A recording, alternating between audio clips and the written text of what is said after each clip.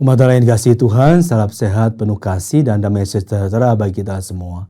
Bersama saya, Romo Ming OP dari Paroki Redemptor Mundi. Dalam ibadah agama Katolik ini, saya akan menyampaikan renungan dengan tema Panggilan Menyelamatkan Jiwa-Jiwa. Sebelum memulai renungan, izinkan saya berdoa.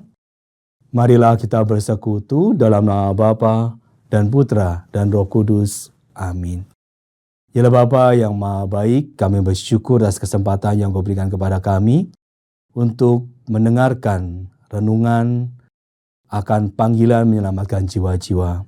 Sertailah kami semua, sehingga kami dapat mendengarkan renungan dengan baik, dan terutama menjawab panggilan Tuhan untuk menjadi perpanjangan tangan demi keselamatan jiwa-jiwa.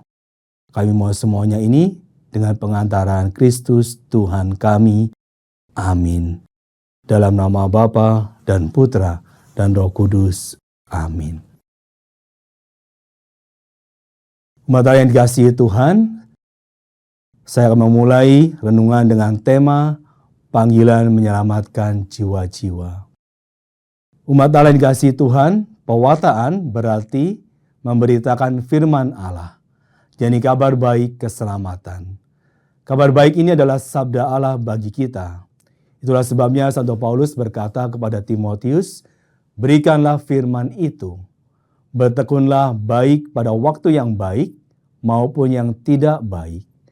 Yakinkanlah, teguhkanlah, dan doronglah dengan segala kesabaran dalam mengajar. Pewartaan adalah pelayanan terpenting yang Yesus percayakan kepada kita, tubuhnya, gereja. Lihat Kisah Para Rasul bab 6 ayat 4. Baik kita imam maupun umat awam, ayat terakhir dari Injil Matius dan Markus menjadi saksi akan hal ini. Matius bab 28 ayat 20 berkata, ajarlah mereka melakukan segala sesuatu yang telah kuperintahkan kepadamu. Dan ketahuilah aku menyertai kamu senantiasa sampai kepada akhir zaman. Di Injil lain, di Markus bab 16 ayat 20 juga berkata, mereka pun pergilah, beritakanlah Injil ke segala penjuru, dan Tuhan turut bekerja dan meneguhkan firman itu dengan tanda-tanda yang menyertainya. Umat Allah yang terkasih, pewartaan bertujuan untuk keselamatan jiwa-jiwa, yaitu persekutuan penuh dengan Allah dalam Tritunggal Maha Kudus, dan visi beatifik. Itulah sebabnya para pengkhotbah dituntut untuk seperti Santo Dominikus selalu bersama Allah atau dengan sesamanya. Dengan kata lain, selalu berbicara dengan Allah dan tentang Allah di dalam diri mereka sendiri atau dengan sesamanya.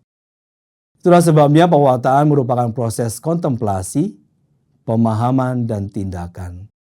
Dalam proses ini, intelek, kehendak, dan roh disatukan untuk menjadikan pewartaan bersifat doktrinal, praktis, dan spiritual.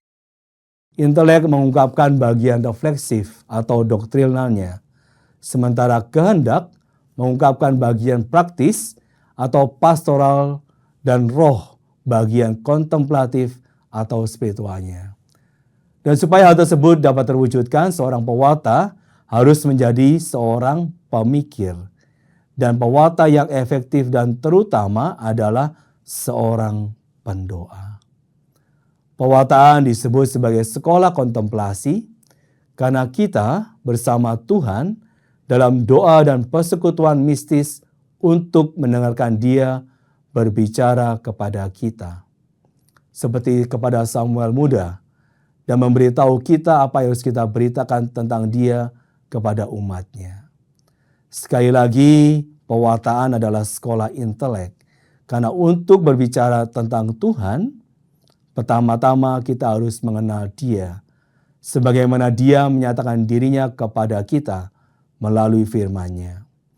Bahkan sama seperti seorang hanya dapat memberikan apa yang telah diterimanya, seseorang tidak dapat berbicara tentang apa yang tidak diketahuinya.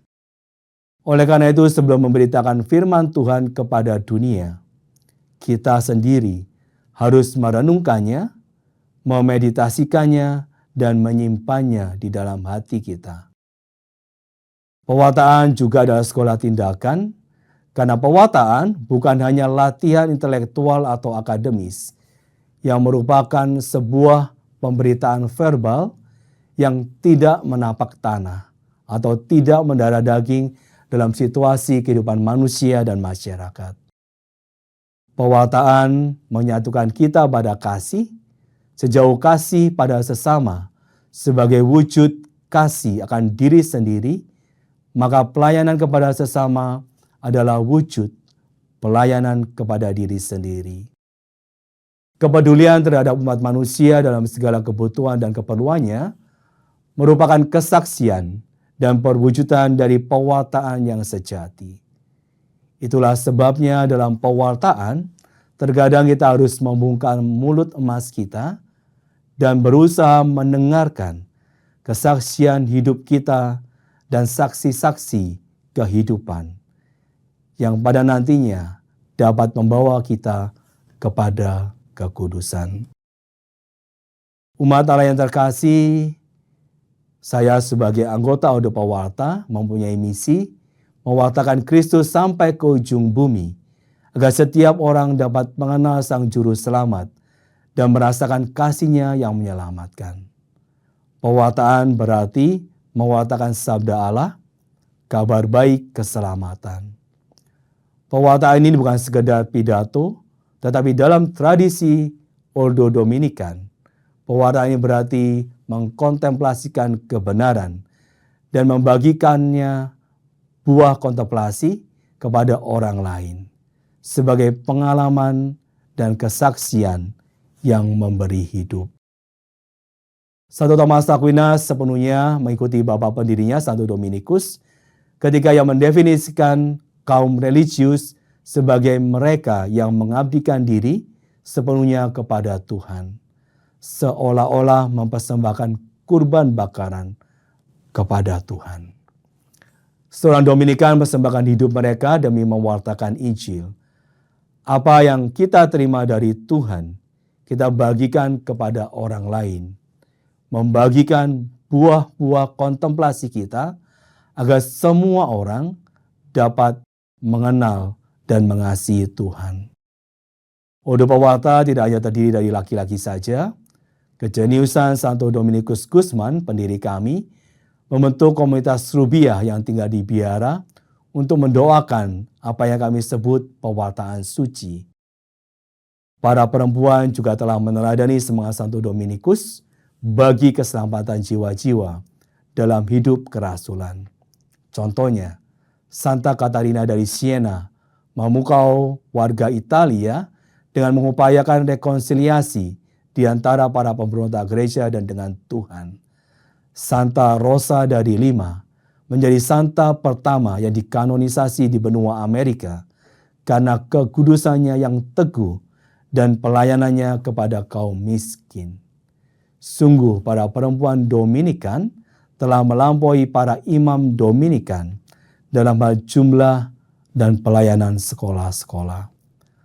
Santo Dominikus memandang studi atau belajar sebagai kesempatan untuk mencerahkan pikiran dan mengarahkan hati kepada Tuhan. Bagi seorang Dominikan, belajar merupakan kontemplasi. Kontemplasi bukanlah pengosongan pikiran, melainkan eksplorasi penuh kasih terhadap dunia ciptaan yang mencerminkan keagungan Tuhan. Untuk melakukan hal ini, pikiran seseorang pertama-tama harus dipenuhi oleh Kristus, sebagaimana diwahyukan dalam kitab suci dan tulisan-tulisan Bapa, gereja, dan para kudus. Umat Allah yang terkasih, Santo Thomas Aquinas menulis dalam bukunya Summa Theologica bahwa sebagaimana lebih baik mencerahkan daripada sekedar bersinar, demikian pula lebih baik memberikan buah kontemplasi kepada orang lain daripada sekedar merenungkan. Berbagi apa yang telah dikontemplasikan, inilah jenis pewartaan yang dihidupi oleh seorang Dominikan. Seorang Dominikan dipanggil untuk menjalani kehidupan kontemplasi yang mendalam agar dapat terlibat dalam pewartaan kontemplatif. Istilah pewartaan saat ini sering digunakan secara luas untuk mengartikan banyak hal yang berbeda. Tetapi secara tradisional, pewartaan dapat dipahami dalam 4 kategori. Yang pertama adalah kateketis yang mengajarkan tentang iman. Kedua, moral yang mendorong umat untuk menghayani iman. Ketiga, apologetik yang berupaya menyingkirkan hambatan iman. Dan yang keempat, kontemplatif atau kekudusan yang berupaya menuntun umat beriman kepada perjumpaan dengan Allah yang hidup. Dan di sini Anda dan saya dapat menjadi perpanjangan Tuhan untuk pewartaan demi keselamatan jiwa-jiwa. Pewartaan ini seharusnya mengarahkan pendengar kepada kontemplatif. Romo Thomas Philippe OP dalam buku Kehidupan Kontemplatif, seorang Dominikan hendaknya mampu menjadi dalam tanda kutip pencari jodoh antara Allah dan umat beriman untuk mengilhami umatnya dengan kasih Allah. Dan juga sebagaimana Romo Antonius Wall OP menyatakan dalam bukunya Kehidupan Religius dalam Santo Thomas Aquinas, pewartaan membagikan kepada orang lain kesempurnaan batin akan kontemplasi dengan cara yang paling lengkap. Karena tidak hanya menggerakkan intelek untuk mengetahui kebenaran, tetapi juga kehendak kita untuk mencintai kebenaran secara afektif dan efektif. Kita semua, para imam dan Anda juga, awam, dipanggil oleh Tuhan dalam misi pewartaan suci, pelayanan pewartaan kontemplatif, dan pengabdian akan pewartaan kebenaran dan kabar gembira demi keselamatan jiwa-jiwa. Umat Allah yang dikasihi Tuhan, demikian tadi renungan Mimbar Agama Katolik bersama saya, Romo Ming OP dari Paroki Redemptor Mundi, dengan tema pelayanan pewartaan untuk keselamatan jiwa-jiwa. Terima kasih atas perhatian Anda semua, dan perjumpaan ini saya akhiri dengan doa serta berkat Tuhan untuk kita semua. Marilah kita bersekutu dalam nama Bapa dan Putra dan Roh Kudus. Amin. Yalah Bapa yang Maha Baik, kami ucap syukur atas iman yang Kau berikan kepada kami sebagai pengikut-Mu untuk dapat menjadi saksi akan kasih-Mu, terutama panggilan untuk menyelamatkan jiwa-jiwa. Penuhilah kami dengan kabar gembira-Mu, penuhilah kami dengan kasih-Mu, penuhilah kami dengan pewartaan yang datang dari kontemplasi akan kehidupan kekudusan yang datang daripada-Mu. Dan semoga kita semua, para imam dan juga awam, yang mendapat tugas untuk dapat mewartakan secara khusus dalam setiap panggilan hidup kami masing-masing, kami semua dapat membagikan kasih-Mu, kemurahan-Mu kepada orang-orang di sekitar kami. Tuhan bersamamu, bersama Roh. Semoga Allah Bapa yang Maha Baik, Maha Kuasa, memberkati, melindungi, memulihkan kita semua, anggota keluarga kita, orang-orang yang kita doakan, niat baik, kesehatan, dan kaya usaha pelayanan kita. Dalam nama Bapa dan Putra dan Roh Kudus. Amin. Terima kasih banyak. Berkah dalam.